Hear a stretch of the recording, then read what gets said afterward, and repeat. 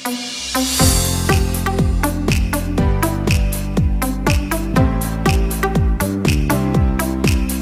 ni rumah original suku kita. Wow. Istana, kita memang kerabat istana. Assalamualaikum. Benda ni. Ini nak bangkat. Kau film boleh? Assalamualaikum.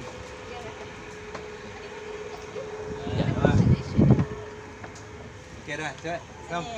Ni tempat lama main game. Tiba Mat. Pada ni tak main game. Nak ada. Mak ibu. Ini rumah dulu bapa pernah duduk rumah macam ni. Oh, bayang ah. Ya. Bapa cakap kat mama. Bi, mana Bi? Sini. Awak ingat tak ni?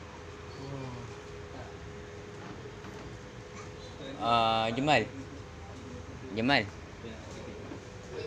Tempat ni tak goyang ke? Ha? Main game tadi. Ni kuku lagi ke? Ha, buat kuku ha. Kuku risau. Rumah lama tak? Ya. Dia memang ada rumah ikut lama. lain unit ni Disneyland ni. Unit istana abang ni.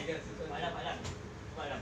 Unit istana ni dia orang tak pakai paku, dia orang pasak kayu dia memang original. Ni memang bukan istana dekat kan. Original punya. Dipindahkan saja. Macam mana dia paku ni? So kita berada di rumah tapak 100 tahun lebih. Oh yo. Ha. Dan cermin ni pun banyak bersejarah cermin ni. Pernah tak kita The Conjuring 3 tak? The Conjuring 3 ni cermin dia. Masuk dalam tu. Apa? The Conjuring punya filem ni cermin dia. Cermin ni dah berusia 100 lebih tahun. Okey, tengok apa-apa tapi jangan lama sangat. Apa tu? Dalam ni ada sejarah dia. 100 tahun lebih. Ya. Tengok kita The Conjuring. Okey. Okey. Dah stop itu. Nampak situ.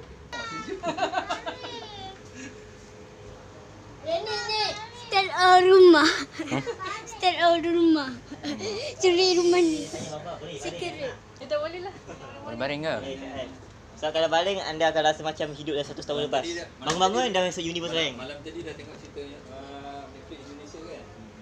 Oh yang tu pasal Kepang. Jangan gila dia. Sejarah untuk gula kepang Indonesia semua jangan sebenarnya memang original Jawa. Ini palsu kita.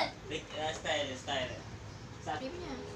Alang, janganlah baik sebelum show habis. Stay sini. Dia show kita pergi cari tempat makan dulu. Ajumma ini palsu. Dah malam dah.